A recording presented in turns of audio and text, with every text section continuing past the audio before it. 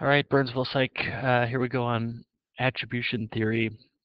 When we talk about social psychology and how social psychologists think and work, we're talking about how individuals are affected by their interactions with other people. One of the key ideas that falls within social psychology is attribution theory. Basically, we're talking about how people explain other people's behavior. Sounds simple, but it's going to get a little more complicated. When I see behavior that happens in front of me and I come up with an explanation for why that behavior happened, I am making an attribution. To make this interesting, we can talk about different kinds of attributions. And notice the key word here is causal attributions, because what I'm trying to do here is to uh, identify the cause of the behavior. This doesn't say casual attributions, causal. So when I'm identifying the cause of the behavior that I see, I can come up with two different types. Type 1 is situational. Type 2 is dispositional. Now, let me give you a quick example. Let's imagine I'm driving home tonight and I'm on Cliff Road and I'm working my way towards 35E. All of a sudden, out of nowhere, a car veers wildly right in front of me, almost crashes into my car, cuts me off on Cliff Road in their attempt to make a turn. My causal attribution then, if I'm going to describe the cause of why that driver cut me off, can go in multiple directions. I can use attributions like this driver is not smart, this driver is not a good driver, this person might be uncaring about other people, any number of things like that that talk about who they are as a human being. I can also come up with attributions describing the person's driving that have nothing to do with the driver himself. It could be things like, you know, it was really sunny and sun was in their eyes and they didn't notice that I was right there. Could be something about their car having a pretty big blind spot and they, again, didn't see that I was even there. Could be something even as crazy as, you know, they have an emergency at home and they're in a desperate hurry to get home so they could help their kids, or, you know, his wife went into labor or something like that. How do I know? There could be any number of reasons for that behavior that I just saw. When I make an attribution, when I describe the cause of the behavior, the examples I just gave you, we could sort into these two groups. One, based off of the situation, things that are outside or external to that person. So if I make a situational attribution, what I'm basically saying is there were factors that influenced that driver's behavior that had little to do with them and had everything to do with the situation that he was in. So if he had an emergency or the sun is in his eyes or his car has a big blind spot, all of that would be external to the driver. It's outside of him as a human being. So those would be situational attributions. When I'm talking about his disposition or his personality, we're going to use those two words as kind of the same idea. We're talking about something that's very, very much a part of who the driver is. So if it's a dispositional attribution, we are talking about things like his intelligence or his temper or his mood or things like that, things that are part of who the driver is. So if he's stupid and or he's not a good driver or something like that, that would be a dispositional attribution, something that is part of who he is. So the question that you could be asking yourself is, do I make certain types of attributions? Am I more likely to make certain types of attributions? And social psychologists would tell you, yes, indeed, there are certain attributions that we are more likely to make. For now, let's talk about some of those. First concept is the self-serving bias, and this should be no surprise if you are aware of human behavior. Basically what this says is we are much more generous when we're talking about our own behavior than when we're talking about other people's behavior. So let me explain this. If I am driving down the road and I cut someone off on Cliff Road, I can come up with all kinds of explanations for why that happened, and I'm not likely to go to I'm a bad driver or I'm stupid. Okay, I drive with myself all the time, and in fact, I'm a pretty good driver. So when that happens, and I have occasionally cut someone off on the road, I know that that's an aberration. That's some situation that's not normal. Because I am with myself all the time and I understand or I see all the different situations that I find myself in, I am much more willing to come up with some kind of a situational attribution in those cases. So when I'm talking about myself, I tend to go to situation, or I'm more likely to go to situation. When I'm talking about other people, though, um, I am less generous, less charitable, and I'm more likely to go to disposition or personality. The fact is, I've never seen this driver before. The one and only situation I found myself in with this driver was when they're cutting me off. Therefore, that guy dumb, that guy mean, that guy bad. Now, when you think about the self-serving bias, this seems very natural that we all do this to some extent.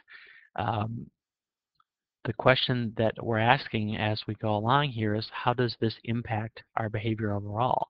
How does this impact the way I am with other people?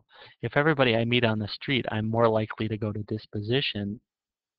If I'm seeing something that is not positive or something that's negative, and I go right to disposition, then therefore that guy is negative or a problem.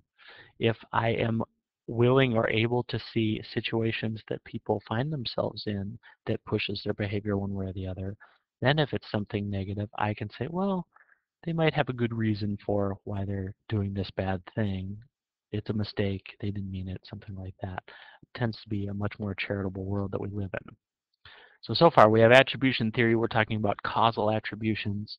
And then we have this scenario number one, which is all about how we are influenced by the way we think about attributions, how we tend to behave. When we get to page 2, there is a lot of material here.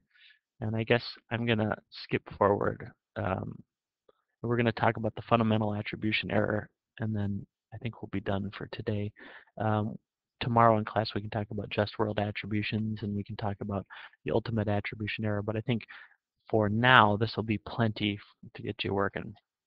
Fundamental attribution error is kind of a key idea. Basically what it says is this, that we tend to attribute others' behavior to disposition even when those behaviors are undeniably caused by situational factors.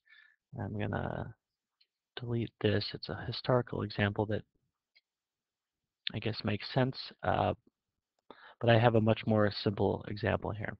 When we're talking about the fundamental attribution error, um, again, it says we talk about other people's behavior in terms of disposition, even though there are situations that are available that we can use to explain the behavior. Quick and easy example, in class, you might see someone day in and day out who rarely speaks, who's very quiet.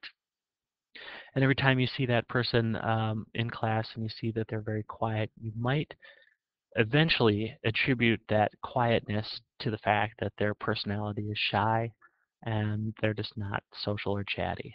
That would be a dispositional attribution, something about them, right? Shyness, quiet. If you find out that this is the one class that they don't have any friends in, or that this is the class that they tend to find extremely boring, or this is a class right after lunch and that's when they take their medication and it makes them kind of drowsy. Any kind of explanation like that that would be situational, um, that might in fact be a better explanation for why that person is quiet in this class. It might have nothing to do with their personality, and indeed everything to do with the situation. When we avoid the situational factors and go immediately to disposition, that's called the fundamental attribution error. And you could make an argument that this is partly responsible for a lot of the trouble that exists in the world. I'm going to back up here for a second. Let's go back to that example that I had up here. If you are a history buff and you know history, basically the history of Europe and Judaism and the interactions between Jews and other Europeans, that basically going back over 2,000 years in Europe, there were all kinds of laws passed restricting the rights of Jews in Europe. And basically, we have Jews being put into situations where they can't own land, they can't have certain kinds of jobs because of discrimination and oppression. One of the available jobs that they were allowed access to was lending money. And if you're aware of racial or ethnic stereotypes, there is a pretty bad one related to Jews and money. That's a dispositional attribution. People have connected that kind of trait to a certain group of people, a racial group, when in fact there are some obvious situational factors that are at play here. If we are pulled into believing things like uh, this group of people only cares about money, or this group of people, blah, blah, blah, whatever those things are, we are committing the fundamental attribution error. And the fact that this is an error is kind of the key piece here. This is mistaken logic, even though it seems to make sense. If you think about our world and the way things work, and you can think in terms of race or religion or social class or any of the kinds of concepts that we talk about in social studies, but when you think about the problems in our world and how attributions sometimes play a role in faulty logic and kind of problematic thinking, this gets us a step closer to understanding the kinds of mistakes that we sometimes make in judgment.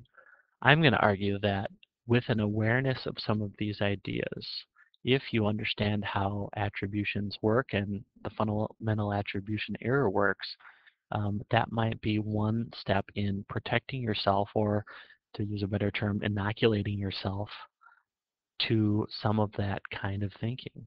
If I know that this is kind of a human trait that we fall into, this kind of thinking, and it's easy to do, that is one step closer to me avoiding that kind of thinking. So that's it for today. We will continue on with a couple of other ideas tomorrow. Thanks for tuning in.